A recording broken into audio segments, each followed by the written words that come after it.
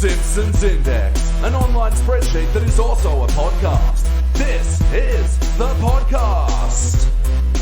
Coming to you out of SideQuest Studios, this is the Simpsons Index, episode 215. Hello out there, I'm your host, Elliot Jay O'Neill, welcoming you to the fourth Vignettes of Vignettes. And long-time listeners will know that this is the special podcast where we review the vignette episodes of The Simpsons, which are kind of like the Treehouse of Horror in the anthology style, but without the horror. And to match the anthology style, we changed the panel lineup for each of the episodes we'll be reviewing today. So first up, I am so excited to say that we will be joined by the absolute legends from the podcast Queens of the Drone Age, and we'll be reviewing 4 Great Women and a Manicure. And after that, I'm also very excited to welcome back a Simpsons Index favourite, the wonderful Michael Swaim, and we'll be reviewing Simpsons Tall Tales. Alright, so you're caught up, you know the program, let's get into it. Over to you, Elliot. And welcome to the Simpsons Index Vignettes of Vignettes, where we look at all the anthology episodes of The Simpsons and change the panel each time. And this time, we have Queens of the Drone Age. Hey! Hey, hello! And introducing Amanda Yeo. Hi, that's me. I'm Amanda. Angharad Yeo. I'm the other Yo that's not Amanda. The Rad Yeo. There's more than two. That's the one. Rae Johnston. That's me. Hi, everyone. And Tegan Jones. Hello, hello. Thank you all for joining us for the podcast today. You're hyped to talk some Simpsons? Oh, thanks for having Yes. us. Yeah. We're so excited, genuinely. This is going to be great. Or terrible. Who can tell? It's going to be chaotic. Oh, certainly. No, and for my listeners, viewers of podcasts, what am I saying? Yeah, Queens of the Drone Age is absolutely one of my favourite podcasts, especially to come out in recent times. Bless. You didn't even tell us that beforehand to get us on the show, so well done. We were Could've just been a like, bargaining chip. Simpsons? Yes, we're on. Thank you.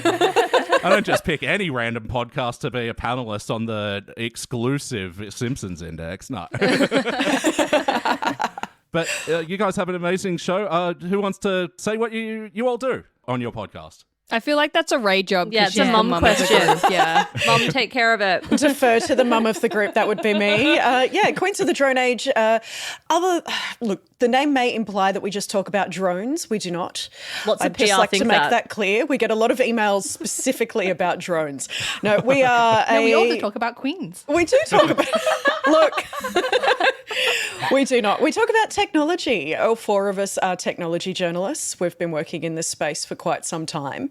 And we were having conversations among ourselves just as friends that we thought that other people might want to listen in on. We thought that we could create a show that was accessible for anyone who had an interest in tech or anyone who just kind of wanted to know what impact tech is having on our lives. So we put out 2 episodes a week. We have a gadget episode out every Monday where we talk about all the gear that we've been getting into and what we think of it, give our recommendations of what you should spend your money on. And then on Thursday, we do deep dive episodes that look more at tech issues. But sometimes we just pull together gift guides, which are really just giant wish lists. That's the show.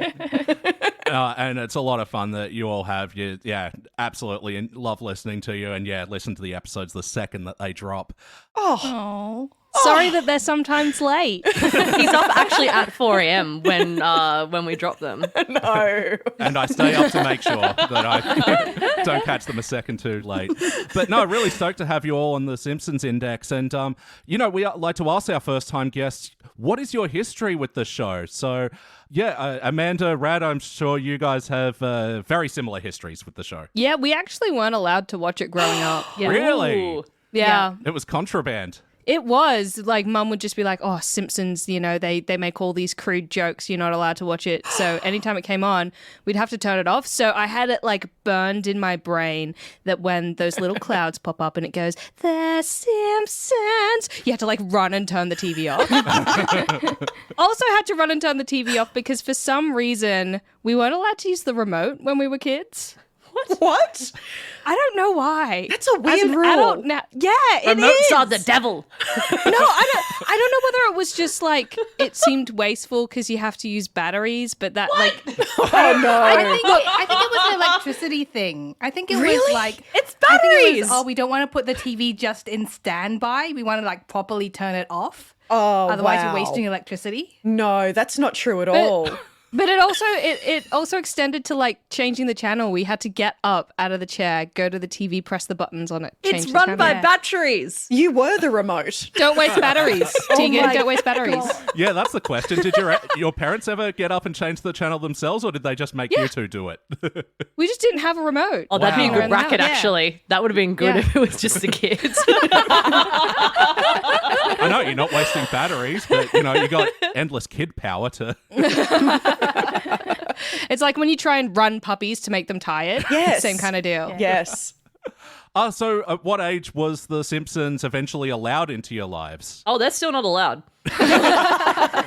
It was never Watching like this episode was very illegal. It was never like an official, okay, now you're old enough to watch The Simpsons. It was just kind of gradually like no longer a thing that wasn't allowed. Yeah. I feel like at some point I did like ask if I could watch it because my friends talked about it a lot. And I think by that time I was like 14. Yeah. Oh, wow. So like pretty old. Yeah. Because your friends would talk about The Simpsons all the time and you just kind of sit there being like, I don't know. And I then was definitely in eventually, high school once we were Yeah. allowed to watch it. Yeah, high school was when it was a bit more okay. Oh, wow. And how was that like as well? Did you like end up binging on it when, the floodgates were open or?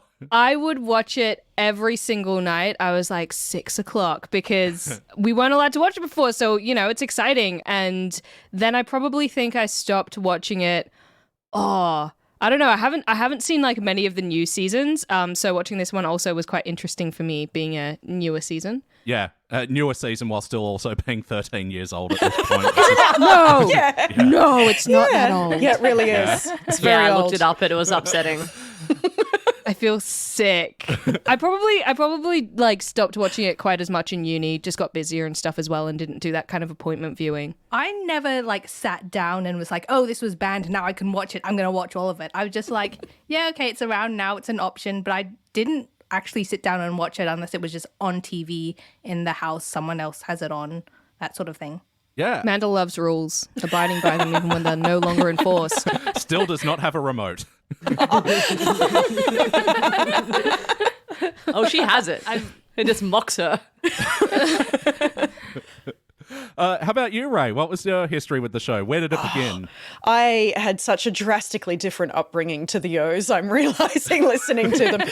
Look, I was one of those kids that was watching like really deeply terrible horror movies when I was a small child. So there really wasn't any viewing that was banned in our home. It was just an absolute free-for-all. Whatever you wanted to watch, you could watch.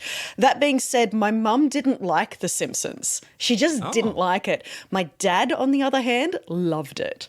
So, yeah, you would hear that music starting and mum would wander, into another part of the house or into the kitchen or something to make some food, and dad and I'd sit down and have a bit of a giggle at what ridiculous things The Simpsons were getting up to that night. I think it was good. It was a good alternative to watching the nightly news, which ironically I now host. And on the flip side, where did the show end with you? Oh, gosh. I think for me, it probably ended when I started watching more streaming services than just regular free-to-air television. When I was watching free-to-air all the time, it'd just be on and it'd start and I'd sit down and have some dinner. But once my beloved Netflix came into my life, look, I haven't even plugged the antenna into the back of my television in the last couple of places I've lived in. I just don't watch free-to-air anymore. And that's kind of when I stopped watching The Simpsons as well, I'd say. Yeah, well, I think especially for Australians where we didn't have the streaming option for Simpsons until a couple of years ago as well. That was a bit of a blind spot there. How about you, Tegan? Where did the show begin? I cannot remember a time that I was not obsessed with The Simpsons, especially as a kid. Like, I would watch it religiously, like at 6 o'clock when it would come on. And then when it came into the Fox 8 years, I was just not only watching them every Saturday morning, but I would tape them all. And especially that kind of first 10 to 12 seasons, I would just watch the same ones over and over and over again, to the point where I did go on holiday once with a friend's family and made my own little bastard traveling kit. Like from Itchy and Scratchy Land episode. That is the most Tegan thing I've ever heard. Yeah. I loved it. And I even a couple of years ago for an office Christmas party, it was Miami themed, so I went as Florida. Yes! Like I made the Florida costume. This is like 2 years ago. That's beautiful. Yeah, so I don't know if it really ever ended for me other than I kind of stopped watching past a certain point. So I think maybe that season 12, I've seen very few episodes post that, or maybe even season 15. But those earlier seasons, I watched over and over and over for like decades. Yeah. It also just occurred to me that I may be the only person here old enough to remember when The Simpsons started. Like, I remember the conversations in the lead up to The Simpsons dropping, the very first episodes. Is that right? I remember there being conversations at school with the other school kids about whether or not they were going to be allowed to watch. It was such a controversial show. And then South Park came along and woof. Yeah. Oh, yeah. We weren't allowed to watch South Park either. I am definitely thoroughly not. unsurprised to hear that. That would be some, very mixed messaging going on there. But yeah, both my parents love Simpsons, but yeah, South Park was definitely the mum walks out of the room show. It was the opposite in my house. Mum walked in the room, Dad walked out. Yeah. Oh, wow. Yeah, I think I'd sort of mostly everyone's story with the show is that, dips out around the, mid-teens era sort of thing. So is that sort of the same with you all? Like, have you seen sort of much of the new one since they went, HD and widescreen and all that? No, not at all. This might sound very weirdly specific, but I found the line weight of the animation in this episode really strange to me. It's not what I remember. Here we go. Reg, the line weight. 215 episodes of my podcast, and only now we're talking about the line weight. Thank you. Right? It was strange. It's not the line weight I remember, and it didn't feel consistent with the perspective. Rad, what's line weight? Just like how thick the line is in the outline of literal the... line weight. Okay, got it. Yeah. Yeah, literal line weight. Is this with a double C thick or what sort of thick? No, Tegan. It was double N thin. Oh, Ooh, dummy thin. And how did it make you feel?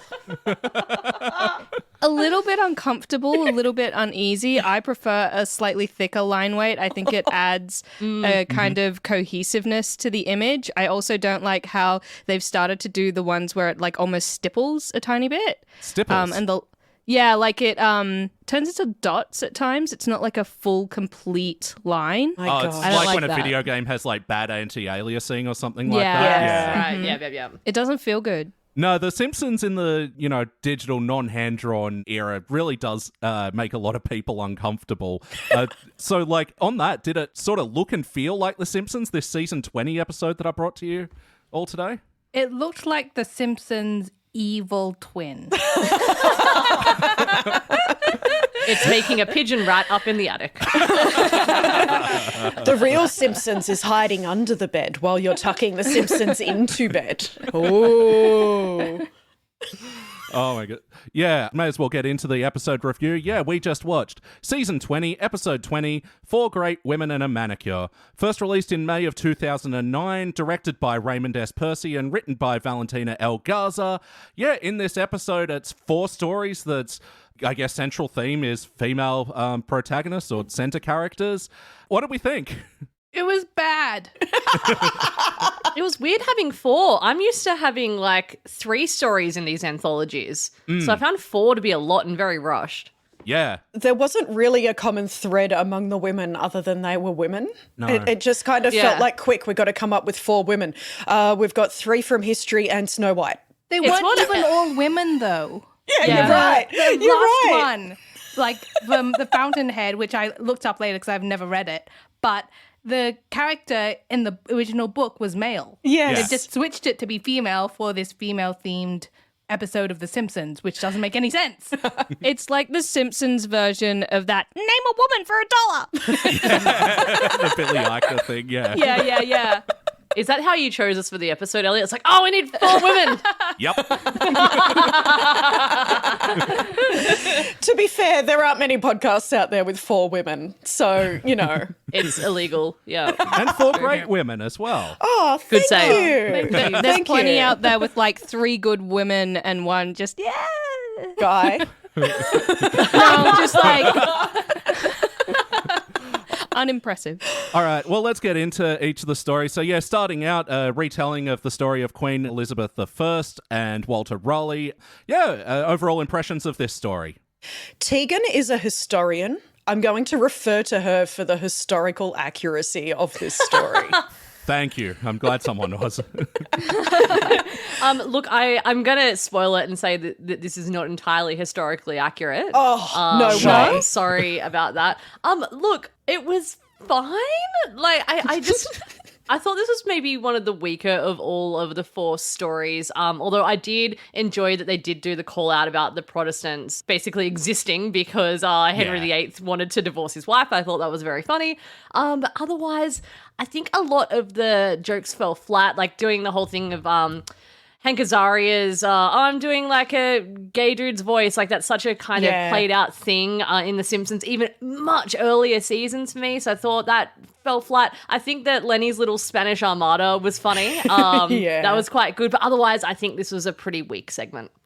As someone that doesn't know the real story behind this, I cannot say that The Simpsons rendition illuminated anything for me whatsoever. There was the Queen, and then the fancy man wished to marry her, but then he married her sister. Well, I did like a brief sort of skim of the history of this, and apparently there was some truth to this. There was another person called Elizabeth in Elizabeth's work team, I guess. I don't know. That, Probably a lady in waiting, Colleague. I would imagine. A colleague, that one. Colleague of the Queen. Damn it. And that's who Walter Raleigh ended up going with, but, you know, it wasn't this thing that was accepted. It was... a point of controversy. But there was some truth to the fact that, the dude popularized tobacco in England, so there's that, and I guess points for cleverly tying it in with Selma's smoking habit, I guess. Yeah. I completely forgot that detail. I just like remembered they- his fancy shirt. Yeah. It felt like they just grabbed random like factoids from that era and just kind of mushed them into one little segment.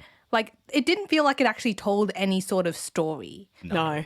I don't think it was long enough to be able to tell any sort of story. Like, there wasn't really a way to flesh it out in the time that they gave it, I think. I think the weight of the 4 different stories in this episode was very different. You know, definitely. a couple I felt like I was watching only for a few minutes, and then the rest felt like they lasted the entire episode. So, yeah. Overall, I found that story a little bit boring, but I'm not a fan of colonizer stories, so that's just me being controversial. Not a controversial take on this show. What do you mean you don't love colonizers? Yeah, no. That's weird, Ray. That's strange. Not a fan. Give me my land back. Thank you. One of the only jokes I liked was the Miffin accomplished joke. That's just because I like old typeface jokes, but that's about it. Did anyone else have anything they'd want to mention from this bit before we move on to the next one? No. Like I said, it's happened so quickly, there's not a lot to go over here.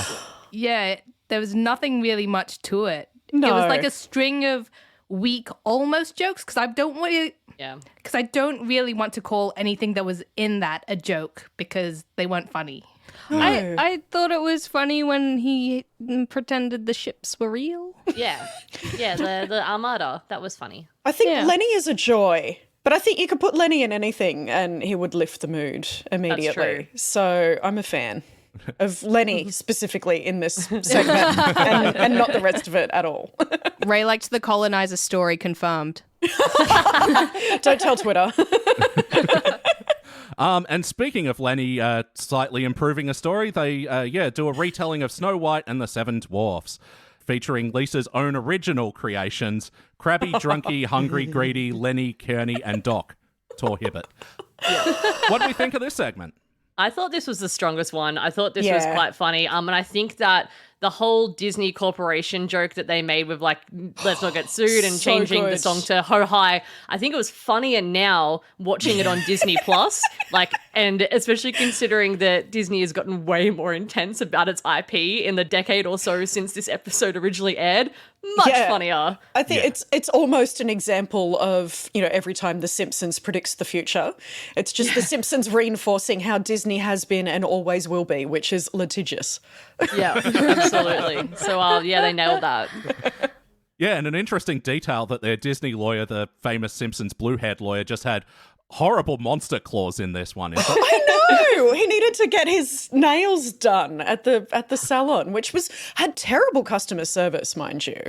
You know, every time we flash back to the salon, you know, they're not really being very well looked after there at all. I wouldn't return. They'd get a bad review. Two things about that salon. Number one, weirdly slightly racist. Oh, yeah. Another one of those from The Simpsons. Number two, very uncomfortable seeing them with fingernails. I didn't like that. I agree. Yeah. It doesn't suit them. It's these things No. with animation that you sort of never notice what they take away to make like a caricature. And like, it's like when your character has eyebrows in The Simpsons. Oh, Because yeah. no Simpsons characters really ever have eyebrows.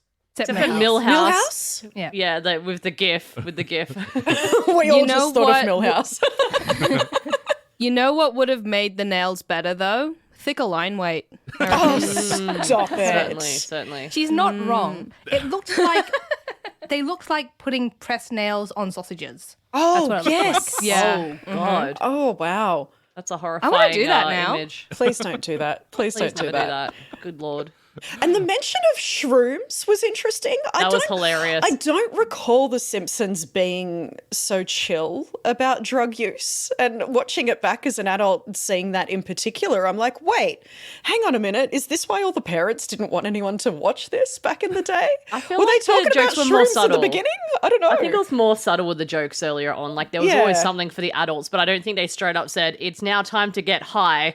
That was a note that I wrote down, followed by song LMAO shrooms. That was my note for that. Well, no, especially in the recent seasons, you know, over in America, so many states have legalized pot now, and especially California where they make the show. And like, they do drop direct references to marijuana these days. And it's like, it's so weird, like, just reframing the show in that way. Like, just watching Chief Wiggum pulling bongs. Like, it's so weird.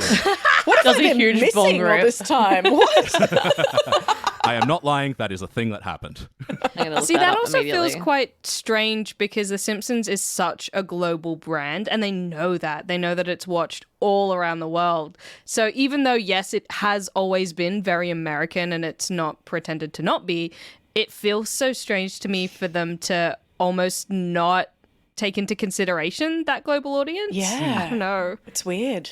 So I think, yeah, we can all generally agree that, yeah, this is among the strongest of the segments. I didn't think much of the ending, though. Like, It was rushed. yeah. Yeah. And I I don't think remember what it happened. did kind of like fit into like Lisa's general feminist agenda, like pushing, like they kind of won't, like, I did like the line about how what brought back to life by a lady doctor. That was pretty funny. Yes. But it was rushed.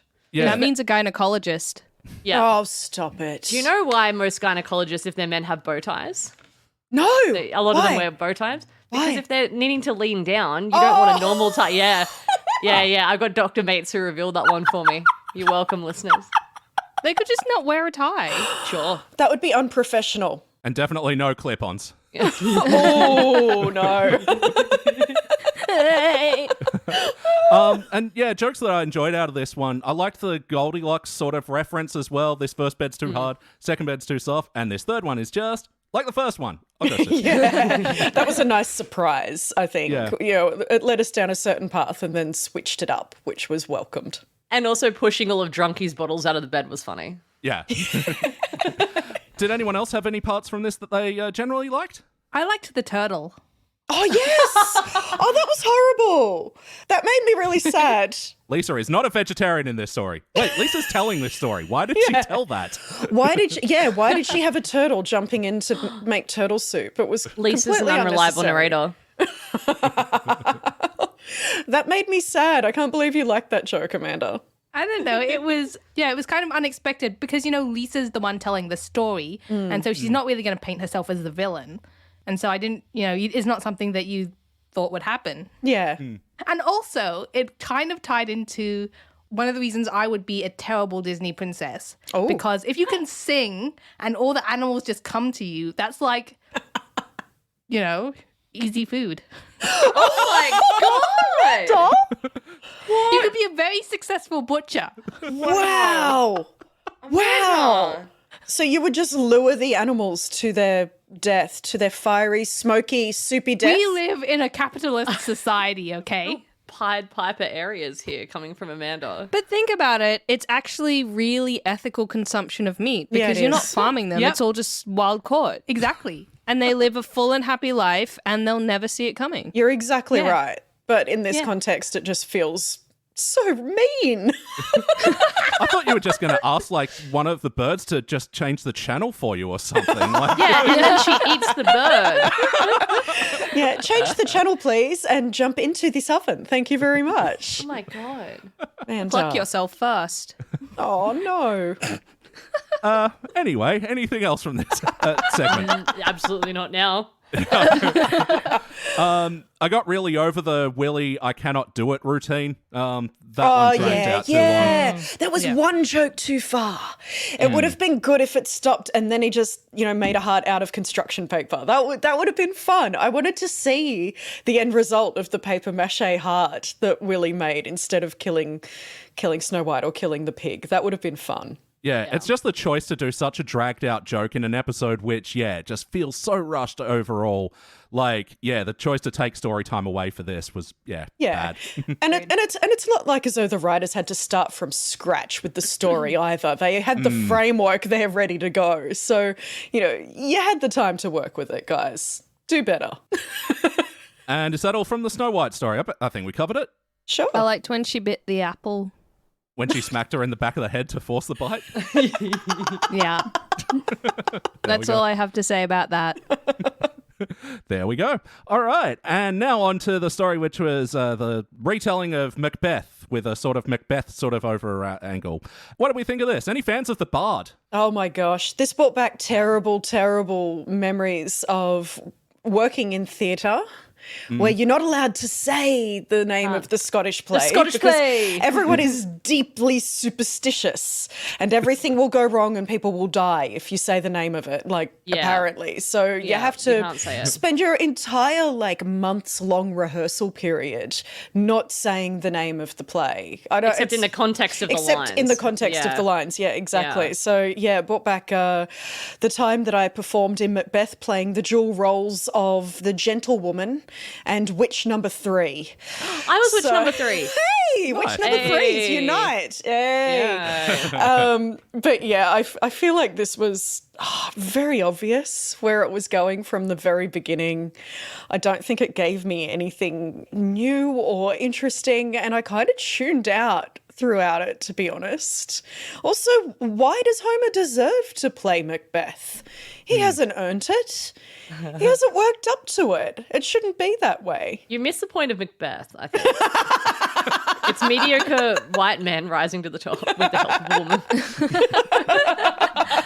I found it really strange that Homer had a gun Yeah. at the end, Yeah. except for the fact that they are American, but also, I don't know, just That was to kind of have a it on shock. hand. It was quite quick. It was a funny end, but a bit of a shock. I do like they subverted it slightly in that it's they're actually putting on Macbeth rather than them being Macbeth. I thought that was cute. Also, I will pay the fact that they had Duffman as Macduff. That was pretty funny. Oh, Macduff's an actual character in Macbeth? Yeah, that's an actual character. So that Yeah. was clever. Oh, there we go. Yeah, that was good. I did laugh out loud at that one. Yeah, so did I. Yeah, because it's been a while. I don't even actually know if I've seen this play, but once again, looked up a skim synopsis. And what kind of annoys me about this is, again, this is Marge telling the story, and she's like, let me tell you a story about a woman who was brought down by, a not so great man. And the point of Macbeth is that Macbeth himself, was clouded by his own aspirations, right? So I don't get why Marge is telling this story where Homer's actually not super the bad guy here. No, absolutely Well, not. no, you see, if he had just had the ambition and gotten the role himself, then she wouldn't have had to push him, right? So really, it's his fault. No, wait, I also where I was going with this. I had a joke and I failed, so whatever. Just like the writers of this episode. Yeah. Yeah. They shouldn't have said Macbeth so much. They were doing from the start. They really shouldn't have. Clearly, backstage as well. They were saying it. They hadn't hung out with actors, I'm telling you. Theatre actors will go to town on them. I'm surprised they there wasn't will. people in angry forums writing about this episode and the inaccuracy of how they spoke about the Scottish play. Absolutely.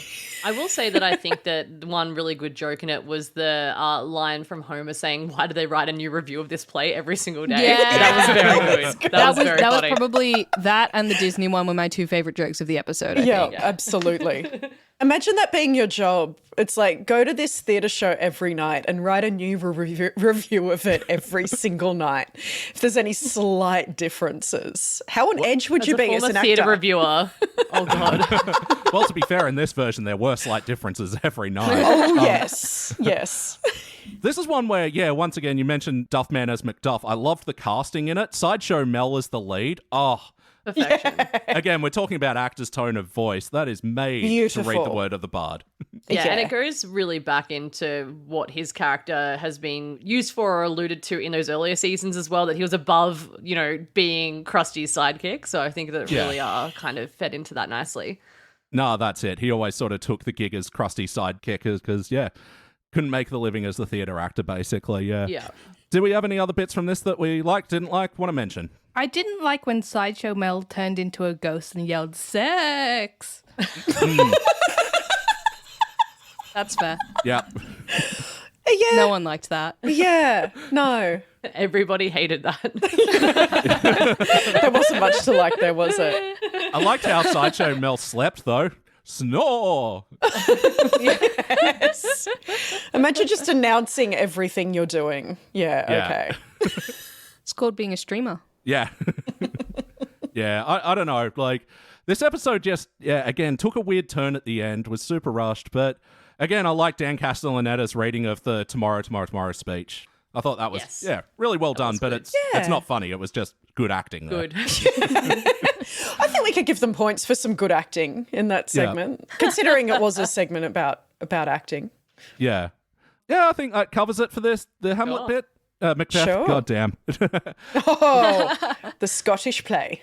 The Scottish play. Ah, damn, I've cursed this podcast forever. Oh, no. Oh, no. Beetlejuice, Beetlejuice, Beetlejuice. Candyman, Candyman, Candyman, Candyman, Candyman. We'll Bloody be Mary, right. Bloody Mary, Bloody Mary. Now we're all extra cursed. And Rad is horrified right now that we've done this to her. I'm so sorry, Rad. I'm leaving this group. I hit a Ouija board in your house. Just, Look how upset she is. Does it count if you don't say it in a mirror? I've got the Zoom window and I can see myself, so it's kind of a mirror. Yeah, this would be considered a mirror. That's true. Oh, really? It's a reflection. Yeah, in modern times. Kind of. Yeah. Yeah. Yeah. And we've already established in other horror films that, people can climb through screens. So True. True. it's been done. It's a new media way to tell an old classic horror tale. Yeah. It's Yeah. okay, though. We did so many curses that it's like, all those diseases trying to get into Mr. Burns, they've got the Three Stooges syndrome.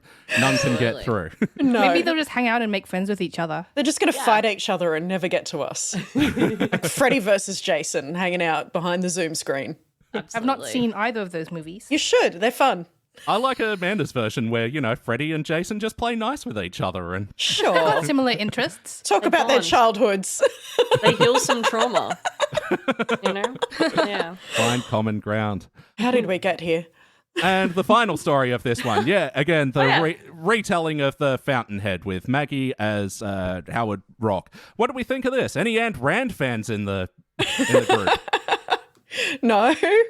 No. I think this was so weak. Like, this whole story was a guy kicking over a baby's creation for literally no reason. Yeah. Yeah. Over was and so over and weird. over again. Yeah, and again, like similar to the Smithers line earlier, it just went way too far with the attempted joke. Yeah. Question mark. Yeah, it was just a long montage. I do have an absolute favourite part, which is recognising Jodie Foster's voice when Maggie started talking. Our guest star for the episode. I was like, I know that voice. I know that voice. I know that voice. And I'm like, what a perfect actress to play Maggie giving a speech about that. Like that was our absolute highlight of That was good. the whole episode for me, actually. I thought I recognized the voice, but I couldn't figure out who it was. Yeah. And then I didn't stick around for the credits. Yeah, it was Jodie Foster. I was so excited. You mean you didn't stick around and listen to the reprise of Ho Hi? I did. Well, did you? Yeah, it's Have funny. you added it to your Spotify playlist? It's my ringtone now. As soon as it was done, I was like, well, that's enough. And then I watched it a second time just to try and remember stuff. Yeah, I had to watch this one twice for that very reason. I watched it on the weekend and I was like, this one left my brain. Yeah. You're like, what happened? It genuinely wasn't memorable. Like, once you'd seen one section of it, it just slipped out of your mind. And then the next one was there. And then you get to the end and you're like, great women? Were these all great women? Is this the best that we can come up with? 4 great women and a manicure. All right, no worries. Thank you. And they never really finished the thought that was established at the start, which was that whole thing like, should you be pretty or is it better to like be talented? They cut off and that was it. They never finished the conversation. You can be pretty and smart. Here's 4 unrelated stories to that point. Yeah.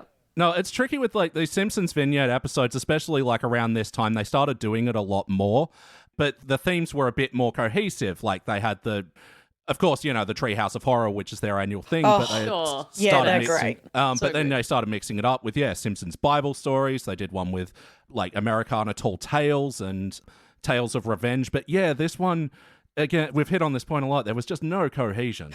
I think they needed some women in the room. I'm just going to say, if you're going to write an episode about women, maybe have some women have some input into that episode. I thought it was a female writer, like Is the it? head writer on this episode. Was it? Female writer, but still at this time, female representation in the writer's room was quite small. Yeah, they had one or something. Yeah. Ray, think about it. Who knows women better than the men that love the women? Oh, stop it. They have mothers and wives and daughters. They love women. The old ball and chain, lads? Marriage. But one of the shocking facts we found out was, if you remember the Chanel dress episode? Yes. Yes.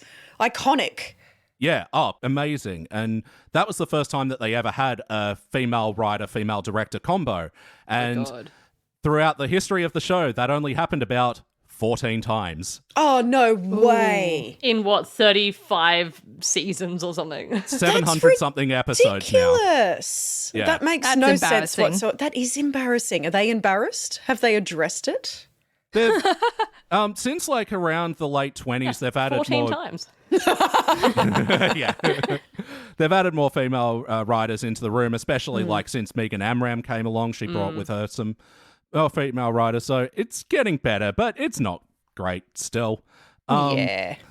But just a couple more facts about this episode. So mentioned Jodie Foster playing Maggie. I didn't know. She's like the one character with the most voice actors to ever put their voice to Maggie. Yeah, makes sense. Who was it that spoke her? I remember the lead up even to Maggie speaking her first word. Like, this was a big deal in the schoolyard. Like, we were talking about it. Maggie's going to talk. Maggie's going to talk. Who was it again that was her voice for that one word? It was Elizabeth Taylor. That's right. Was that for the daddy line when she's like, Daddy? Is it that one? Yeah. Yeah, wow. Yeah. And they needed to get her to do it a few times because it kept sounding too sexy. Oh, that's upsetting, isn't it? I didn't need that knowledge. Women talking happens to be sexy, can't get you to voice babies. Elizabeth, can you stop being a sexy baby, please? Yeah. Please, Elizabeth. Who are we going to get to voice a baby? Let's get one of the world's sexiest women. Can you please not be sexy, by the way? And have her say daddy of all things. That's I don't love that, personally. Yeah. But also, in the course of her show, Maggie, she doesn't talk, but she makes grunts and groans. And Carol Kane, I don't know if you know her, but she was the landlord in The Unbreakable Kimmy Schmidt. Oh, yeah. Oh, yeah. She did some incidentals for her. Also, Matt Groening, of course, provided her dummy sound. Nancy Cartwright, Yardley Smith, and James Earl Jones. What? Oh, wait. Is it when in the Treehouse of Horror when it's like Kang or Kodos actually like speak as Maggie? Is it that? Oh, that must mean Harry Shearer did it as well. Oh, I forgot that. Good call. Here we go. Yay, I did a thing. It's when Maggie hits Willie in the back with an axe and goes, "This is indeed a disturbing universe." Yes. Yes. That's a great episode. Yeah. Yes. Yes. So again, a Treehouse of Horror, which is great. And one more fun fact. Do you know which popular Simpsons character is completely missing from this episode? Bart. Yeah, Bart. There was no Bart. Nailed it. Principal Skinner. Well, you are correct. He also wasn't in it. But he was never popular. Yeah, it's the only episode of the series so far to not feature Bart in any capacity besides the intro. That's kind of weird in a way. Like, surely they could have put Bart in there somewhere. I wonder if it was intentional. Have they spoken about it? No, it's just one of those things. They didn't have anything for him to do that week. They didn't really have anything for anyone to do. Point. Yep. All right, I reckon it's time to rank this thing. Now, on the Simpsons Index, we rank using a 6-point scale, which starts down the bottom at failure. But maybe if the episode was just meh, you give it participant. But for the positive rankings, you got okay bronze, good silver, excellent gold, and for the best of the very best, you give cubic zirconia. Of course. And I'll go first. Let me show you how it's done. Look, there were some okay, good jokes in here, which makes me want to give it a bronze. But overall, yeah, it left my brain so quickly. So I'm going to give it a participant. What do you reckon, Amanda? Like, I want to call this a failure. I just did not enjoy it. Like, it was, why was it made? They missed their point. They didn't have a point. It was, like, why? It's difficult. Like, you're really searching for the redeeming qualities in this one. And that's not what you want from a episode of The Simpsons. Good point. Angharad, what do you reckon? I like enjoying watching television, and I did not enjoy watching this particular episode of The Simpsons. Oof. There was probably 2 parts that I found even mildly entertaining, and the rest of it felt like a struggle that also fell out of my brain as soon as I saw it. So I am also giving it a failure. There we go, coming in hot. Rae, what do you reckon? Oh gosh, I'm so nervous. I'm such a people pleaser. I'm really horrified by the thought of anyone involved in this episode listening to this and hearing me say something bad about it. But also, they got paid. They got paid. Yeah. And it was like 10 years ago, Rae. It's fine. Yeah, look, they're not going to come and find me. I think it's going to be okay. Honestly, the only redeeming qualities from this episode for me was the Disney copyright lawyer and Dr. Hibbert's laugh. That's not enough. You could do that with anything. I'm sorry, but this episode was a failure. Wow. Ray, I can't believe you said that. So many people worked so hard on it, and Jodie Foster was there. Why do you hate Jodie Foster? Can I go in the middle between participant and failure? Can I go in the middle? Can I go like failure plus? Oh my God. No, it's not Disney. There's no plus. What do you reckon, Tegan? I forgot what the one in the middle was, so I'm going to give it the audience reaction when they first unveiled the Homer, like the car, like that reaction where everyone was like disgusted and disappointed, but not quite a failure. I'm giving it that. The participant? Participant. Yeah, sure. Yeah, it certainly exists. All right, and that means we'll be calling this one a shiny failure, which sounds somewhat right. All right, but, we don't want to leave on a negative note. So the other thing that we like to talk about on the Simpsons Index is sandwiches. Now, we're building a sandwich board on our show, and we ask all of our guests, if you could have a sandwich named after you, what would be on that sandwich? So, I'm walking into the Simpsons Index deli. I see your name on the board. What's on that sandwich? We'll start with you, Amanda. Oh, golly, don't start with me. We will start with you, Angharad. I'm gonna say it's like a jaffle with heaps of Jarlsberg in it, a little bit of passata, a little bit of basil. It's a little pizza toasty. Either that or a tot waffle. Oh. What's a tot waffle? Sorry? Tot waffle is when you get a waffle iron and then you get a bunch of tater tots or potato gems and you just fill the waffle iron with potato gems and then close it and just let it cook. That is amazing. I don't think that's a sandwich, though. Okay, no, wait. 2 tot waffles, and then in the inside is the pizza jaffle. Oh, beautiful. I'd eat that. So decadent. What about you, Rae? I'm a bit of a classic. I think I would go for a bit of sliced grilled chicken. I like my cheese, so I'd go with a bit of brie as well, maybe some cranberry sauce, some of the nice lettuces that aren't bitter, and some lovely crispy bacon as well, with probably like a bit of Caesar dressing. Brie in a sandwich? Yeah, oh, it's so good. It's so good. It's absolutely delicious. But I think the bread is important as well. It needs to, just have a lot of stuff in it. I like whole grain, throw your seeds in it, sprinkle your oats on top, have some herbs, lots of flavours in my sandwich. Oh, and some sun-dried tomatoes as well. Yeah. Oh, yeah. What do you reckon, Tegan? Yeah, I already had an answer prepared for this, and I didn't know you were going to ask the question. Mine, again, you've got a jaffle situation because you need it all like closed up, but it's a leftover cottage pie jaffle. So you take like your leftover cottage pie that myself or my mum ideally has made, has like heaps of cheese on top that's gone like crispy and stuff, and then you get it on like just some nice spread where like we're not talking your Wonder Why, you're at least going a Helga's situation. You're spending at least $5 on that bread, and then you smush it all in there, and then you jaffle it. You know what? You want to throw some extra cheese in there? Absolutely. Oh, do that. Go on that journey. That sounds so comfy. Like, yeah, dude. Yeah. I also do it with a leftover bolognese sauce too. So you get that in there and you put the cheese in. Yeah, genuinely leftover anything. I need a jaffle maker. Yeah. We used to make carb pie and also like carb jaffles, which is basically just mashed potato and pasta in a pie or in a jaffle. Yeah, yeah. It was when we had leftover pasta and mashed potato.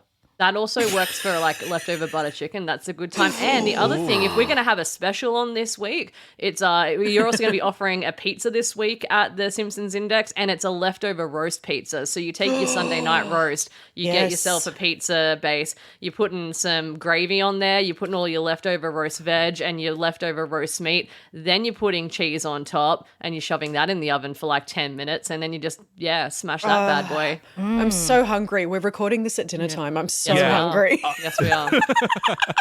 What do you reckon, Amanda? I always take questions like this way too seriously. I'm like, it's not too serious. It's an important question. But one sandwich that like throughout high school was like, for me, the sandwich that I always wanted but never got was a chicken tender roll at the canteen. So the chicken tenders with like shredded lettuce and then some mayo in there on like a nice bun, white bun.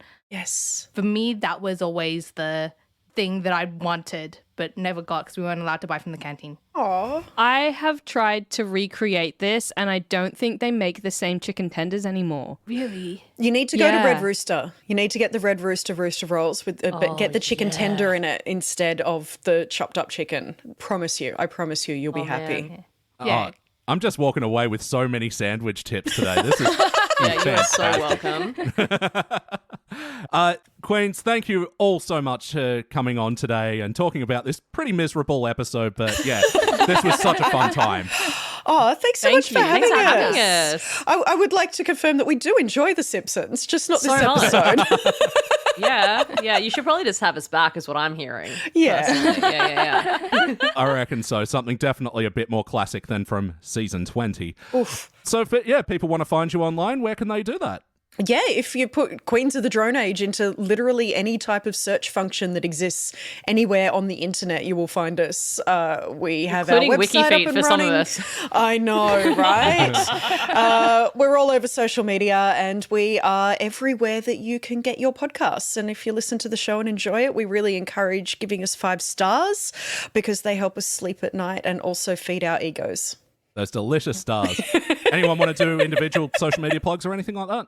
You can find me mostly on Twitter at Angharad Yeo, which is ANGHARADYEO. I'm everywhere at Rae Johnston. You can find me on Twitter at Amanda Yeo. That's YEO, same as Angharad.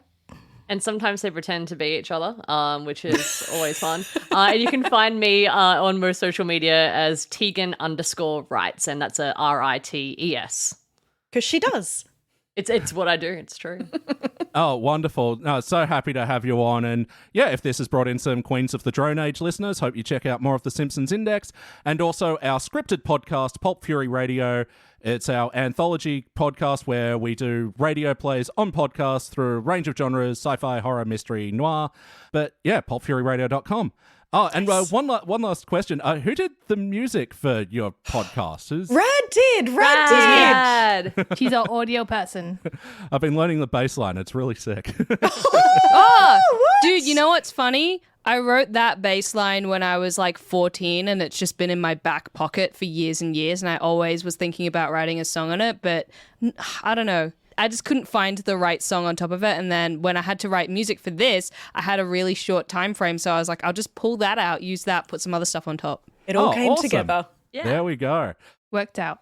All right. Well, once again, thank you very much for being on the show. Thanks for having us. Bye. Thank you. Thanks. Bye.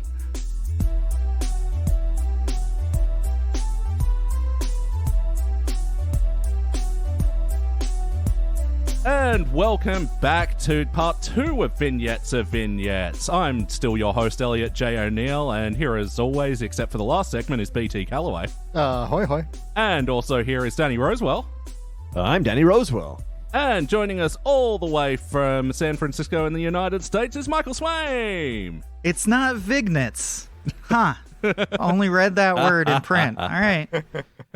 Lovely to be here. Thank you so much. Good to see y'all. Yeah, thank you for joining us for our Vignettes of Vignettes special. Rhymes with piglet. The anthology My pleasure. episodes. I was saying Vignettes until I was 30-something. Yeah. So yeah, now we're about to review Simpsons Tall Tales, and the panel I've assembled is the best experts in Americana that I could find.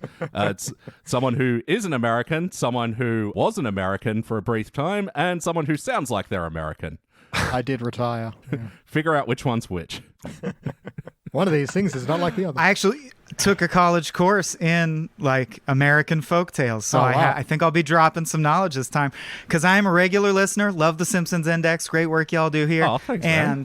And there are definitely jokes that you all agree. Yeah. Well, no one could get that, and I'm like, everyone in America knows what that thing is. So I'm happy to be here illuminating your blind spot. Okay. A real live American. I'm so excited. Yep. It's just a shining bald eagle behind him. It's beautiful. I brought flags. I'm ready to invade and colonialize your podcast. It's going to There's be phenomenal. guns all over his webcam. at the That's moment. right. And we have none, so we are so easily invadable right now. It's ridiculous. Shit, I let out our national secret. Dude, just... we have lots of knives, though. And spiders. Well, And throwing stick stones. I brought a board with a nail in it, so you guys are screwed. It's range, damn it. So yeah, we're reviewing Season 12, Episode 21, Simpsons Tall Tales. First released in May of 2001, it was directed by Bob Anderson, written by John Frink, Don Payne, Bob Benditson, and Matt Selman. So overall impressions, what do we think of Simpsons Tall Tales? Yeah, I actually enjoyed it more than I was expecting to. It is very teen era where they like the airport setup and then left turn. It's very sort of indicative of a middle seasons episode to me. We've spoken before that season 12 feels like a lot of indicators they did think this was going to be the end, and there's some storytelling aspects to this one that feel like we can get away with it. It's the last season, whatever, guys. But there was one line in this episode that oh man, I wish I freaking wrote, you know? Dang. Moment stood out to me for better or worse when we get to the next bit. Swaim, did you enjoy this one? Yeah, it was. I think you're right. It's right on the line. You can sense the beginnings of the kinds of hollowing out and like 10,000-foot meta jokes that I ultimately came to find alienating. But I will admit, I remember watching this for the first time, and I can't believe it, we won another contest, the Simpsons are going to Delaware bit, really got me because there was, it was fresh, it was surprising. I didn't realize I was in for 10 more seasons of only we got that. Sucker punched nice and early on. Well, the funny thing about that line is that it was also in season 11 final Behind the Simpsons, whatever that fucking Behind the Laughter. Behind the Laughter, yeah. Mm-hmm. Yeah, that's where what possible other stories could we do? And they fucking just ran with it, but also didn't. Yeah, and I think in a show where it already tends to, in the middle and later passages, it feels like there's too much plot crammed in a lot of the time, and that's a failing later Simpsons has. You're starting off on the back foot when you do this triptych thing. So I understand that they love the Treehouse of Horror, and I like the Futurama ones. They did that one where they did 3 different animation styles. I thought that was interesting. The What If machine. Tales of interest. Yeah, but this writing team, sure loves taking 22 minutes, which already whizzes by, and Doesn't it? splitting it into thirds. And it occasionally will blow my mind how well it works. Like, of course, The Shining, where you're you don't even need to have seen The Shining, and you get every plot beat. It makes perfect sense. But a lot of these, I think, felt almost like caricatures, or a bit rushed, a bit light, as these triptych ones tend to do. And I remember even when it was the good years, like seasons, 7, 8, 9, and I'm the Perfect Age, and The Simpsons is all I care about. Yeah. I didn't like Treehouse of Horror as much as the show seemed to want me to. I liked the normal episodes that had a full plot. Yeah, like there's just that much more you can do with your writing. You can write tighter and cleaner and set premises up and flesh out characters. I really understand the appeal for the writers, though, because writing within a challenge, within a puzzle box is the best. It's the most exciting way for me to like stimulate creativity and turn it into a game, you know? They were actually under time constraints to write this one as well. I think they did the story outlines like within a week or something crazy like that. Jesus, it's like South And many Park. hands make light work, right? It allows you to get more writers getting on-screen credits, which feels nice. I'm sure it's, a fun episode to write. And parody, immediately, you don't have that blank page problem where, well, what's Grandpa about? Let's really talk. Let's think about what comprises Grandpa. You just go, oh, Paul Bunyan. Okay. A lot of jokes about how if things are big, it would be different than if they're normal sized. Yeah. Done. Yeah. Turn it in, print it, ready. Yep. It's like starting with a template, with a Mad Lib or something. Yeah. Yeah. What if this story, but it had the Simpsons characters in it? And... You know, on that, I think this one was casted very well. I think of all the, like, non-Treehouse anthologies, I think maybe by default this might be the best one. Like, just on reflection, like, I liked this a whole lot more than Simpsons Bible stories, and I think that's kind of where the non-Treehouse anthology episodes peak. Because they kind of became a crutch later on. Like, in season 17, they had, like, 2 of them. With the Christmas one and the Wetter Stories or fucking something like that. Yeah. Wetter Stories, goddamn. No, it was Revenge. Either way. Revenge is Tales also of Revenge. That's right. That one sucks. Yeah. Oh, so bad. But yeah, this one, I think it was quite good. But yeah, so just starting out, just general impressions of the like wraparound bits. Yeah, what did we think about how they glued this all together? The connective tissue of the singing hobo. I'm not sure that I can say that word. Is that a dirty word? pretty. Oh, is that okay anymore? I think hobo's still okay. It's problematic in sort of a fun way. Yes. It's not as offensive as I think that's getting into the minutia of like I say wild now instead of insane. And I don't know if I really need to, but I err on the side of caution. Yeah. I think we can say hobo, but hey, if you're a hobo listening to a podcast on your iPhone and you're offended, write in, let us know.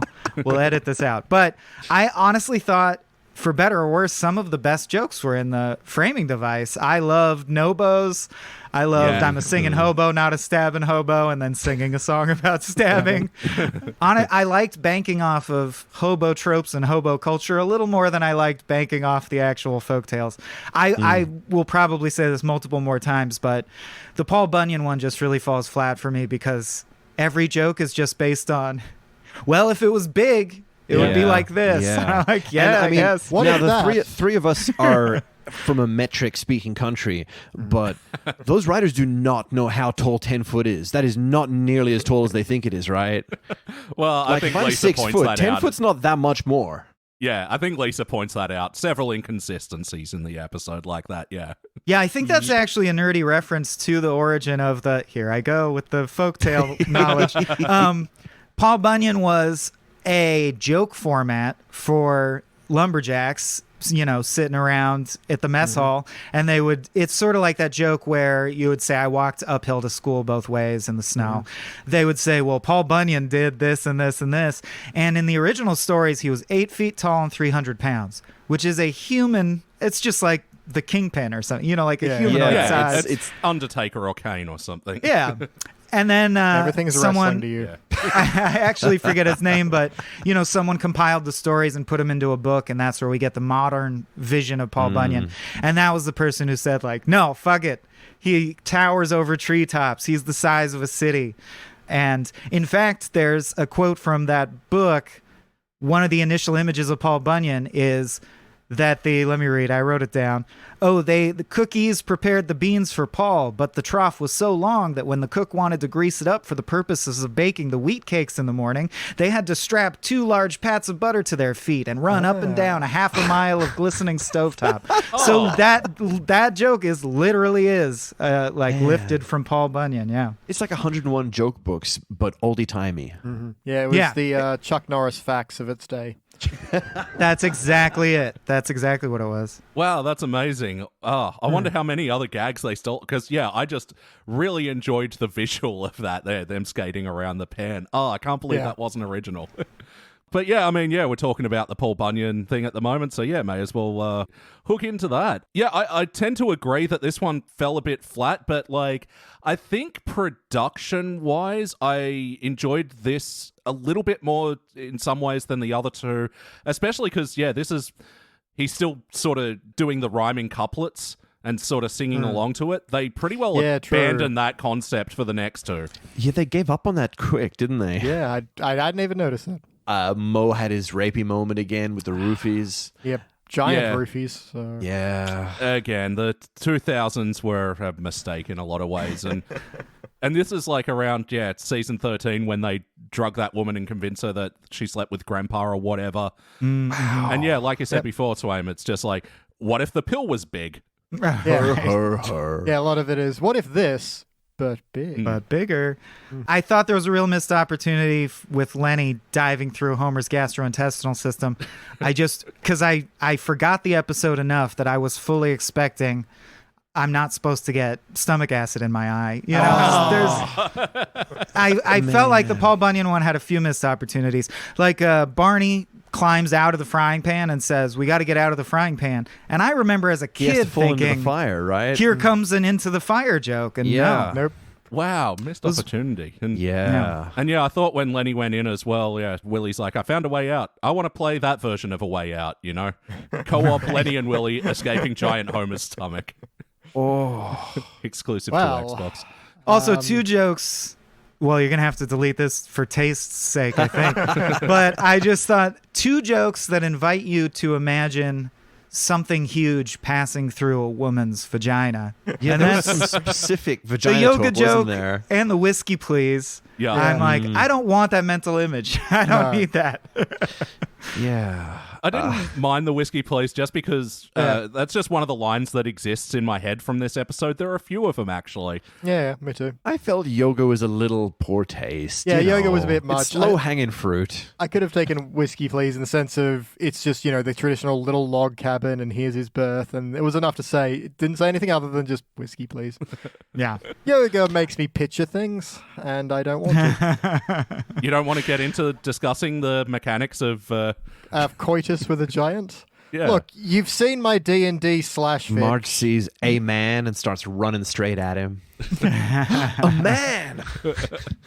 I do like fiery kill rock for the meteor. for a meteor. Just generally calling a meteor that. And I really like Big Holes with Beer National Park as well. Well, yeah. So it has some highlights. Well, that to me is sort of really in the spirit of this whole Vignette episode is that, these tall tales that get passed around, and it's kind of like a Forrest Gump or Curious Case of Benjamin Button thing where it's like rewriting sort of history and it's like, oh, they were there the whole time, or they caused this, or they made this happen, or they told the president they had to pee, these sort of things. When the meteor came down and it was huge and then it was in his butt and then he throws it and it's huge again and the whole city explodes. My fridge logic was just screaming at me that, I can't just let this slide. Like, inconsistencies both ways. Yep. But at the same time, looking at the Paul Bunyan tall talesy sort of aspect of it, and then he swings around, and then he throws it to the next city over, and everyone cheers. It's such a like larger than life thing that you would tell the bloke at the pub or whatever. Yeah. The beat that really bugged me was... because nowhere in any Paul, and I searched, I could not find any Paul Bunyan story where Babe the Big Blue Ox is brought to life by the Aurora Borealis and carved out of a mountain. It bothers me that was just a bunch of nonsense. Why did they together. throw that garbage in? Yeah. So did you guys know, like 4 or 5 years ago now, there was a direct-to-Google Play animated Paul Bunyan movie starring John Goodman and Jeff Foxworthy. Wow. Oh, I didn't know Jeff Foxworthy. That's amazing. Yeah, I think he's Babe in it. I do know none of this. Is it good? I don't know. If you ripped out of your mom like a wet paper sack, you might be Paul Bunyan. Oh, it's the obligatory Foxworthy joke there. Yep. Jesus. Suddenly I feel dirtier. My neck feels redder. What's going on there? My job is done. Actually, from that scene as well, another line that lives in my head is Grandpa saying, "Geez, I'm crow." I don't know why. Like, is this an actual, an American saying? It sure is. It's an old folksy saying. Yep. They were really excited about how much like old slang they could cram in there. Were there like 100 words that I'd never heard before? Or combinations that you never heard before? I had one from the last one, which was... Oh, sorry. I'm thinking of Huck Finn and all the pone. All tack the and pones. tack. That's Yeah. Jeezum Crow was just a polite way to say Jesus Christ. So it was really the Let's Go Brandon of its era. Oh, yeah. Cheese and crackers. Cheese and rice, what have you. Shut the front door. All those. So do we have any other bits from the Paul Bunyan thing? Yeah, to my equally Americana illiterate friends, Laura Ingalls Wilder was the writer for Little House on the Prairie. So I had to look that up. Because that's not a household name, sorry to tell you, Laura. Not in Australia. No. What is Little House on the Prairie anyway? The very popular book series about frontier life that became a film series, I think. And my mum liked it. Long-running TV show. That's sure. why it's stuck in the American consciousness. It was on TV. Right. Okay. I get it. So yeah, screw Laura Ingalls Wilder apparently for that. Apparently. Got her drunk and dragged her outside of city limits. My other note is, ladies, don't date a man that uses your hair to clean his ears. So apparently the original version in the animatic had like bits of earwax in her hair stuck, but they were like, Gross. that's gross. Let's remove it. Yeah. Keep in the yoga and stretching jokes, but remove that offensive earwax. Too far. Not sure what they're banking off of for the bit with the stuffed animal museum, but I did like that there was a bongo in there. We got a bongo sighting. Oh, was there? I missed that. Yeah, I thought, was this a reference to Edward Scissorhands, maybe? Inarguably, someone spinning around while, the stuff floats down. I guess it's possible. Or is it the claw game and he's the claw? I really didn't understand what trope it was supposed to be. It was a bit of a mashup. Yeah. Again, it just felt like ultimately it was like, well, he's big. I don't know. Yeah. What would he do on a date if he's big? Well, that's kind of the problem with this segment, because with both Babe and Marge, it means this already pretty short segment has 2 montages. Like, it does feel sort of light and flat because of that, I reckon. Fighting Rodan got me, though. Oh, It was great. Just cutting to him fighting Rodan. Oh, yeah, any kaiju is always good. Yeah. Well, Yeah. I just love that escalation as well. Yeah, Smoky Mountains, sure. And then big holes with beer filled is really good. And then just all of a sudden Godzilla and Lisa interrupt. Hang on. Yep. It's the signature screech sound that really punctuates the edit. Yeah. Oh, yeah. Also, it's coming out of the vignette, but I did like, wow, that story had everything. House crushings, a meteor, townspeople. Oh, gotta love Marge. Oh, shit. Speaking of shit, there was a surprisingly little amount of like poop jokes for a giant bull and a giant baby, and I was really expecting like floods of pee and shit. Pee and we shit. get floods of drool, but that's Yeah. about it. Yeah. They censored earwax, man. They're not doing dealing It with just seems like the obvious crack to make. Yeah. You got your Smoky Mountains and your big holes full of beer, and then he takes a shit, and that makes New Jersey. Oh. I don't know much, Well but I know played. people like saying shit about New Jersey. I'm very sorry, everyone from there. I've heard it's lovely. Anyway, to get off insulting people in their states. Regions, get off shitting on various regions. These people listen to us, All right, so if you were to rank the Paul Bunyan segment and the Paul Bunyan segment alone on the Simpsons Index scale, which of course goes failure, participant, bronze, silver, gold, cubic, zirconia, what would you give it, Danny? Oof. I guess I'm going to bronze. It wasn't the best thing I've seen, but it's an enjoyable ride. Like, it was good to watch. It was well drawn. It was, I don't know, there were some good gags in it. It just rambled and had 2 montages crammed into this little nothing of a story. Yeah, left me not sure why I was watching it. BT? Most of the same points. I'm going to say a participant, though. Maybe a higher end participant. It's just some parts of it just swept by me, and I was like, okay, this is a thing that's happened now. What do you reckon, Michael? I think I would have gone bronze if they didn't make the Aurora Borealis bring Babe to life, so I'm going to go participant. High-end participant, same as BT. Yeah, I'm thinking high-end bronze, actually. Ooh, and you but charitable soul. You do make me want to go down, Chag, because, yeah, you're right. It's like a nothing story. It's like, I kind of get bugged that Paul Bunyan essentially has the same thing twice. He's lonely. He gets and then he's lonely again, even though he has the ox. Yeah. No, the first time he was lonely, and then he gets the ox. The second time he was horny, and that's when he got Marge. That's right.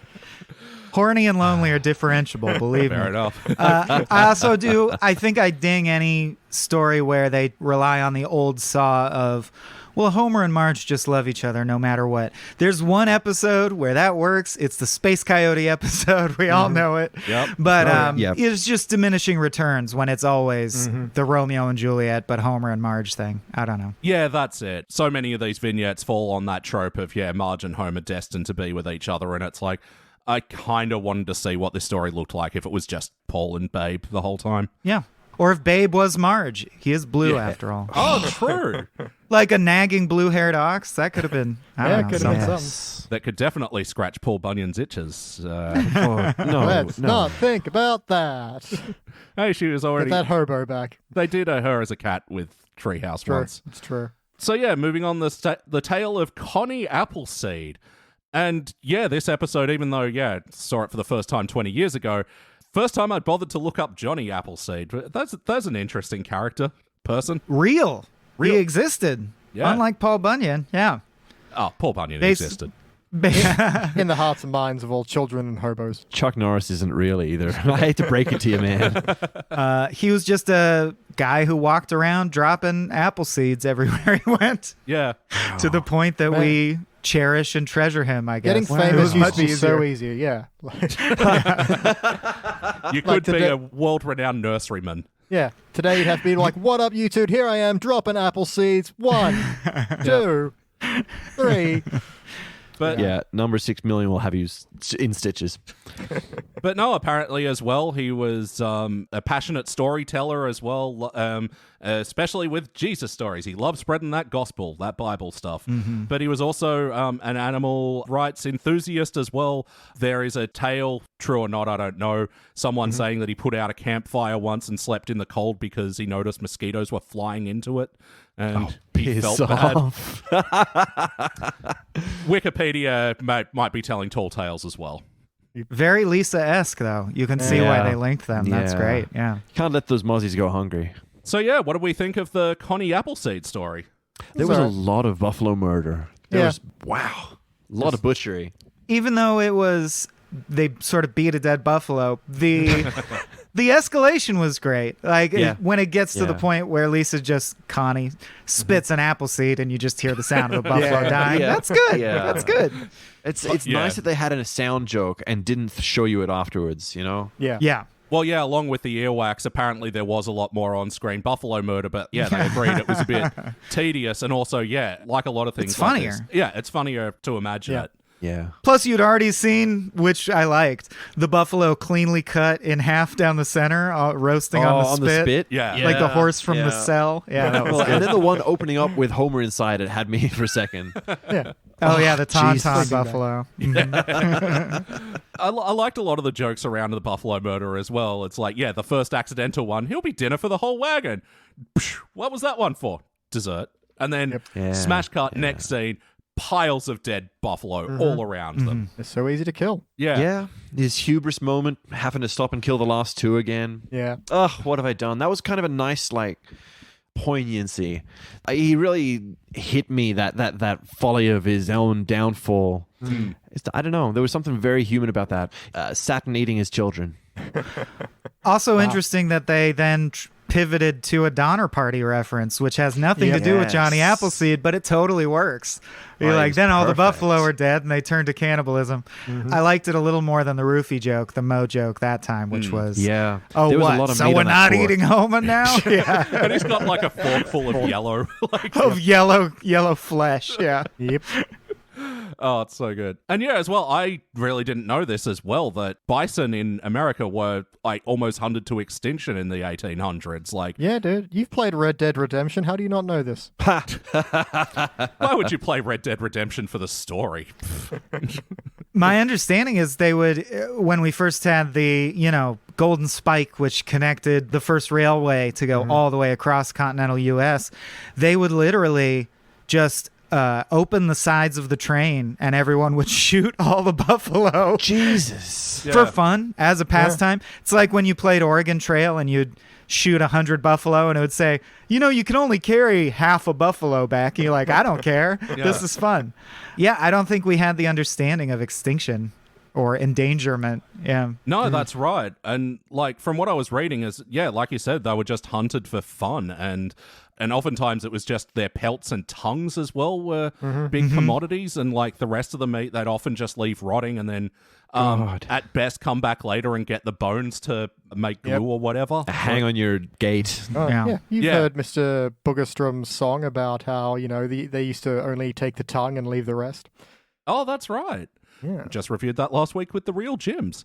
Yeah, and if you look up there's photos fucking absolutely horrific of, buffalo skeletons and skulls stacked up high. Just piled up. Yeah. Oh, it's wild. I had no idea about that. Yeah, anyway, does anyone else have anything else to say about Connie Appleseed? Oh, That really brought the energy down, but yeah. Yeah. Buffalo murder. So fun to talk about. I was very disappointed watching her walk down the street planting the apple seeds on the street. That seemed like a really poor choice.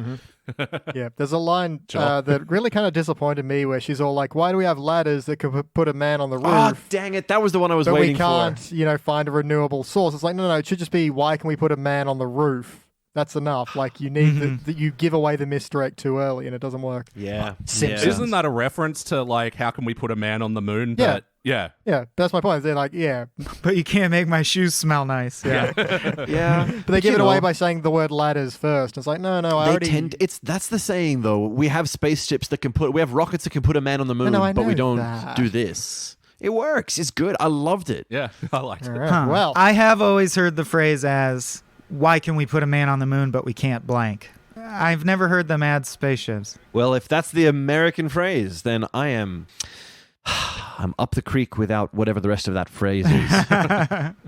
Babe the Blue Ox. I also liked sweet. It's like a hootenanny in my mouth. Oh, this was early enough. Classic Mel. I still wasn't sick of Mel declaring things yet. Yeah. All the word hootenanny. Yeah.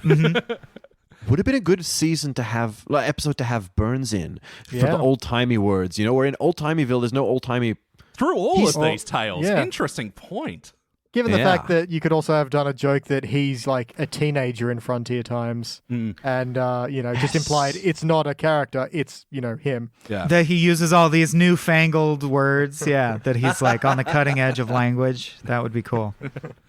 Yeah. In this one, I enjoyed, in the counterpart to like the real life Johnny Appleseed changing his name. Same with Connie. But then the rest of the family changing their name to Buffle Kill. And I did enjoy the buffalo puns of Huevos Buffaleros and Buffalo J. Buffalo J is pretty good. I liked when we come out of it and the hobo talks about how, and now everything good has apples in it, and he just lists stuff that can get you high or drunk. I like that bit quite a bit. I suppose we could put some pills in it. There is actually, it's not fully confirmed, but one historian author's report was that Johnny Appleseed actually planted mostly apples that were good for making into cider. And apparently he also just had an open bar tab at a few bars in like Ohio or whatever because of that, he provided the apples to make their cider. You're saying like hidden behind every apple tree was a little distillery. Yeah, I see what you're up to there, Johnny Appleseed. Yeah. Johnny Apple Schnapps. It's still just shocking to me that there was a time where you could make a name for yourself and become legendary by just dropping stuff on the ground. It's so much more difficult now. Johnny Litterbug. It would be very fun for the legend if he just had no idea that was planting apples and he was just lazy. Oh, yeah, sure. Cool. Yeah, I'm a frontier hero. Great. Cool. Meant to do that. So I can drink for free, you say? I can drink for free, right. Good. If you were to rank this segment and this segment alone, what would you give it, Danny? I'm sort of between a silvery goldie, actually. I quite like this one. Not gold compared to like real Not compared episodes. to Krusty. Yeah, scum compared to Krusty. But at this point of the episode, I was still having fun. That ladder to the roof joke, man, I was just sitting there thinking about that all day. BT? I'm still on like a participant, like a nice looking one, a shiny participant. Dang. Not getting on the party. Climb on board, I Beach. have like 4 notes on this one. My last one is the tire screeches when the wagons take off, but I just don't really. There's not a whole lot. This is like the wackiest one, I think. And I enjoy some of the gags, but I'm just like, story wise, what have I got here? I guess maybe I might move it up to like a Patissa Brilva. that kind of thing. Just because, I do enjoy the off-screen buffalo sound deaths Yes, only. the buffalo kills. And not eating a Homer. Yeah. What do you reckon, Michael? Yeah. I think I'll go Brilver if that's allowed. Yep. Unofficial ranks. You do what you Yeah, want. I mean, BT set up the precedent. So if I'm forced to choose, I think I'd go Shiny Bronze. But I enjoyed it quite a bit. And I like the diversity of joke rather than the Paul Bunyan one, which I think is sort of from one bag of tricks. Yeah. Plus, as I said, I think it's cool that they were able to flip it into the Donner Party reference. And I think Johnny Appleseed being paired with Lisa is probably the most perfect casting in the thing, in all three of them. Yeah. Yeah. But it's interesting that was the latter line that got you, because there is a line in the next one that has stuck with me forever. That I'm excited to get to. My most lives rent-free in my brain lines come from the next bit. So, Well. Yeah, me too. First, my rank. Silver. Yeah, look, there's not much to the story, but, it comes full circle. It does a little lap. And yeah, I think there's enough jokes entertaining. And yeah, this one sits above the Paul Bunyan one for me, so I'm giving it silver. And yeah, finally, the tall tale, in quotes, of Tom Sawyer and Huck Finn. Overall impressions, what do we think? I like this one the most. Yep. Agreed.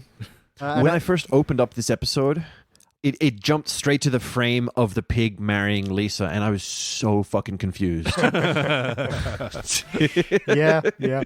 And this has that quote I was looking for before, which is, well, dog my cats. Yep.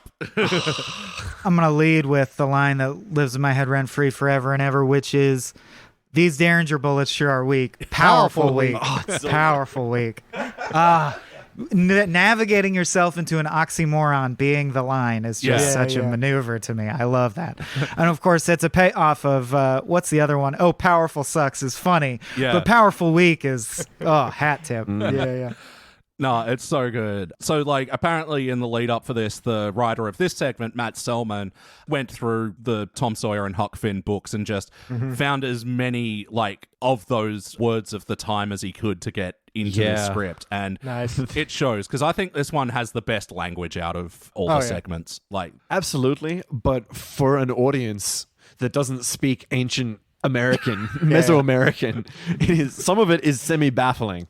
It's kind of the charm, and I think if you dug into any of these, you'd find, references and sightings of...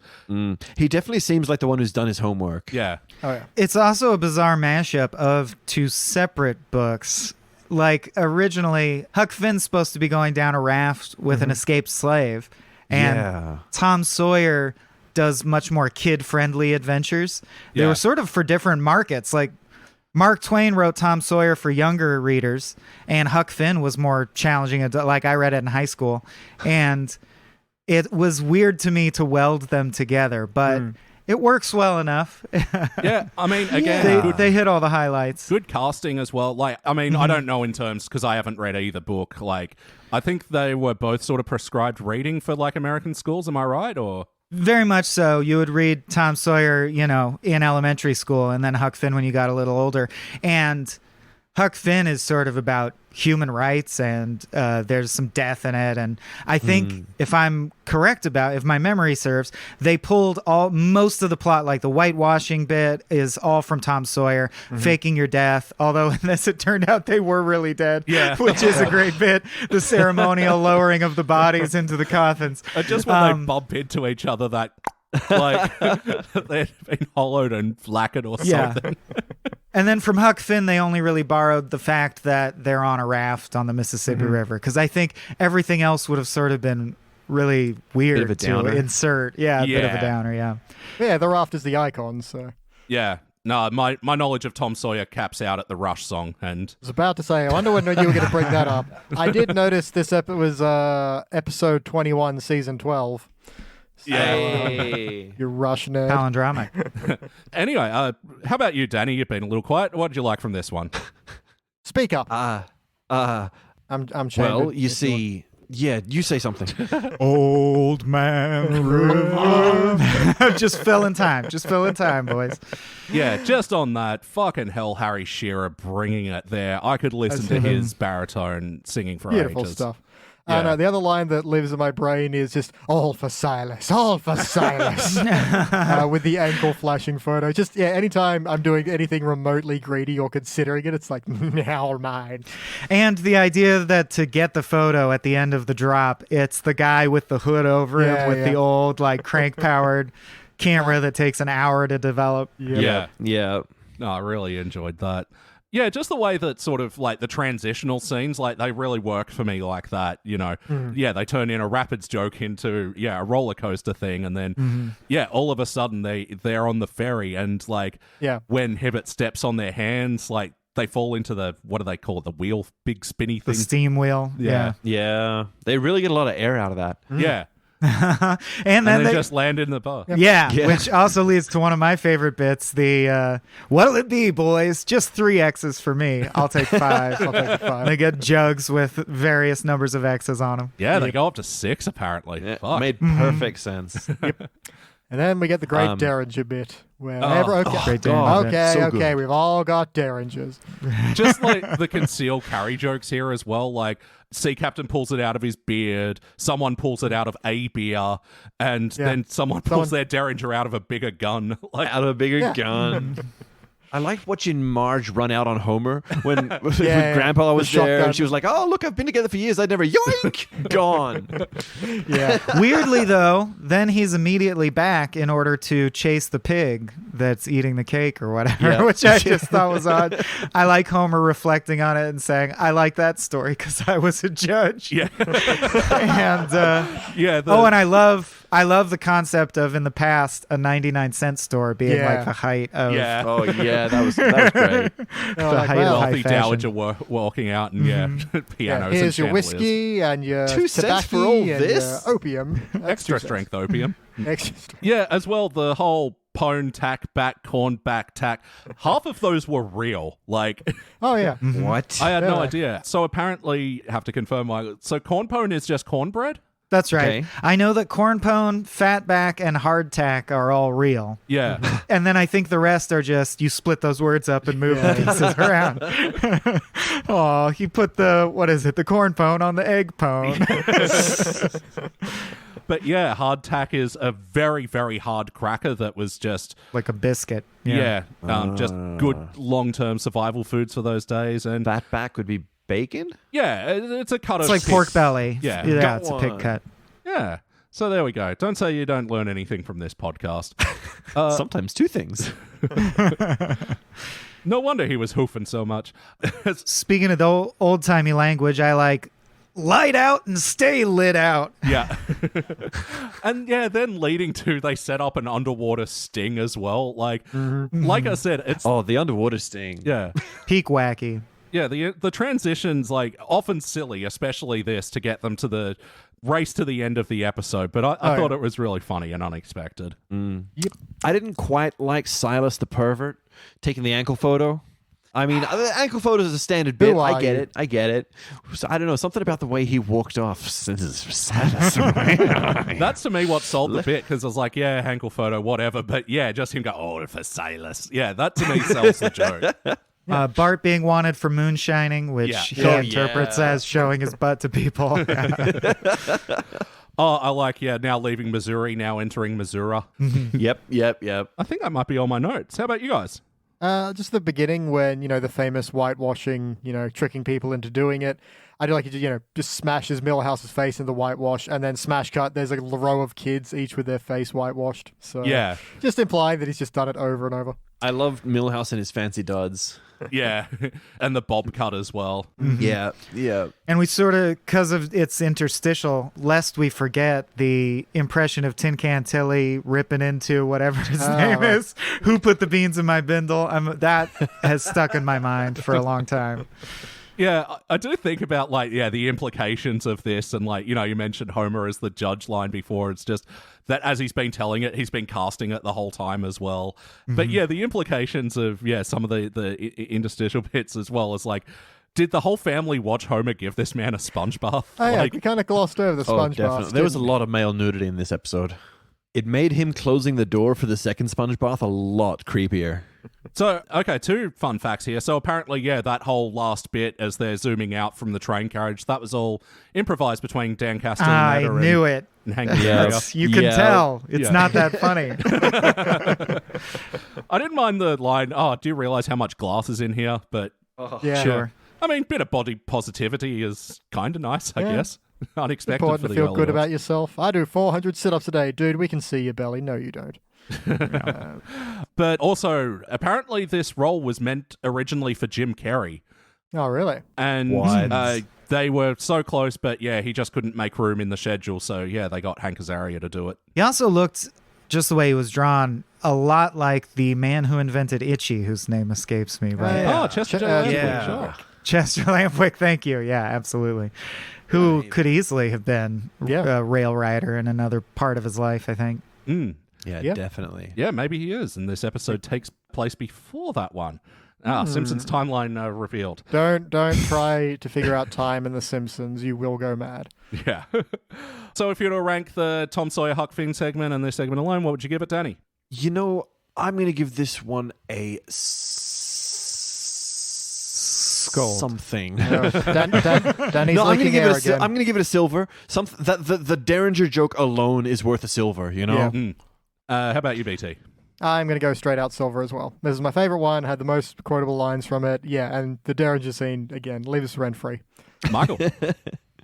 Gotta go silver. If it had a fully fleshed out plot over the course of 22 minutes, it would be in contention for gold. But since it's just a joke machine, I'll give it a silver for sure. Yep. I think that is why I'm going gold, because I think the jokes are so well realized. I love the language and the look of this thing. I think, like, it's not the strongest episode, but production-wise, like, the animation is pretty top-notch across the board here. Like, For a I lot think, of the other ones, you could say the characters feel like they're wearing costumes. This one feels a bit more well realized in terms of its entire visuals. yeah. No, you can definitely tell it was a product of being told these stories, through your life 100,000 times. Yeah. All right. Well, yeah, I think that about does it. I think it's time to rank this thing. All right. Official overall rankings. Michael, what do you reckon? I pre-decided that this was going to be a silver, and I think participant bronze, silver. So I guess I'm letting it put its best foot forward, but I think I'll stick with a silver. I really enjoy it. As I say, I just find the triptych thing is not my favorite of The Simpsons, but strong jokes all throughout. And as we've had this discussion, you made me realize it is hard to do all the character designs and change all the styles. So if you add in how beautifully animated it is, keep it at silver. It was a good episode to watch. Yeah, like pretty. Some of the period pieces don't land visually with me, but this was really nice. Yeah, like as well, like we said, this is kind of a easier writing exercise, but you got to imagine, the animators were like, fuck, new models. 3 new models for everybody. BT. I also have kind of the individual rankings of participant bronze, silver. For me, that levels out to a bronze. So right in the middle there, it does end on its best foot, which, if you're going to do anything, always finish strong. But that said, I just find a little bit of the first couple, just, they're fine. And that's about all the reaction I have. Even the one I gave bronze to, I don't really have a lot of notes on. It's a cute little journey, and that's about it for me. So yeah, bronze. Danny. I'm hitting silver. I think just talking about it with you guys made me appreciate the ins and outs of it a lot more. And Friends make everything better. I feel like I laughed a lot in this podcast, more than I did watching the episode. But yeah, I don't know. I'm left with a good feeling about this. It's not like a cubic episode, like Lisa's Pony or something, but it's a fun ride. Then there are good jokes in it. There are great jokes in it. What about you, man? Yeah, this episode actually holds a little bit of a special place for me because this was on... I've talked before a lot about my Simpsons VHSs, the compilations I made for, when I take part in the Devil's Lettuce and just want to chuck on some cartoons. And, I tended to have more of these, teens era sort of wacky episodes on that, which paired very nicely with that. And so this one I've actually watched quite a lot through that teens era, but I haven't really come back to it, and it was just sort of delightful. Yeah, it's a bit of a ramble as one who takes part in the Devil's Lettuce is one to do. It's just a long way of getting around to saying this is a silver for me. It's straight down the middle, Yeah, I think I'd probably normally go a bronze for this sort of episode, but I tend to give the anthologies and Treehouse just a little bit more leeway because, you know, Of the they're task different involved. Simpsons episodes, yeah. All right. Now, averaging out, that equaled a dull silver. This will be the second episode from season 12 to get a dull silver. It'll be right there with Bye Bye Nerdy. And also, this will be the last episode of season 12 that the Simpsons Index reviewed. We have done it. Oh, Yay. Season 12 complete. We're running out of episodes and it's terrifying. Oh, thank God. though. No. Now, in America, the devil's lettuce is black tar heroin. I assume it's the same there. Oh, Jesus. Ah, it's white tar here. That's weird. Oh, there you go. Same joke. It's just so weird how culture changes across the world. Fascinating, really. Tell you what, dog my cats. These are separated. So yeah, season 12 is done for the Simpsons Index. So its overall ranking actually depended on this episode. You know, we take all the rankings from all the episodes, averaging them out. This one had to score a certain rank to maintain the average ranking of a shiny silver for season 12. Or else it'd get bumped down to an overall ranking of silver. And this episode needed to get a dull silver, which it got. So season 12 remains a shiny silver with the season high of HOMR, which we gave a dull cubic zirconia. It's a good one. And the season low in equal shiny participant is Homer versus Dignity, the panda rape episode. And, Oh, God, yeah. and Simpson Safari, where it starts out with a funny story about a bad boy strike, and then they go to Africa, and it's all fucking weird.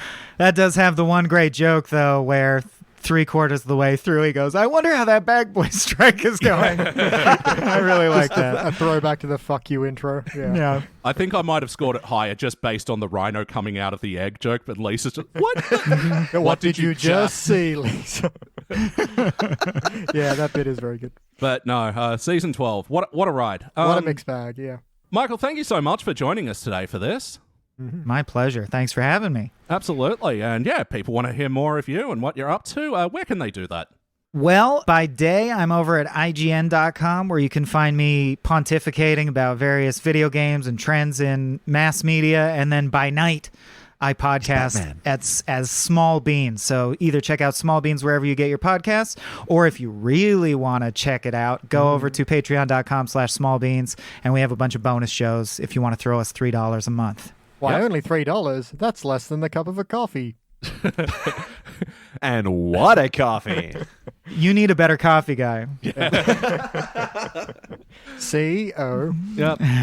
And yeah, just to sneak that in similarly, we also have a Patreon, and we're making a couple of different shows. We've just started one where we're reviewing the Simpsons DVD extras from the DVD box sets, which me and BT do. It's a lot of fun. And also occasionally me, BT, and Danny doing a podcast called Story of the Chalk, where we take the chalkboard gags and try to find the hidden episodes implied. You know, what did Bart do to deserve these punishments? And yeah, that's been a lot of fun to make. Some of it is wacky bullshit. Yeah. We also did some really shit Simpsons scripts. Scared to say it in front of Mike, but wow, man, they're really worth checking out and not being impressed by. Our Index of Horror? Yeah. My segment will shock you. Oh my, yes it will. All right, that about does it for this segment of Vignettes. Once again, Michael, thank you so much for joining us today. Thank you. It's been an absolute pleasure, man. Thanks for coming. Always. Always a blast. BT, thank you. I had a thing primed and now I've lost it. Well, I'll stick with dog my cats. And Danny, thank you so much. Dog all my cats. You're trying to think of an exit line too? Danny Rosewell. You sure are.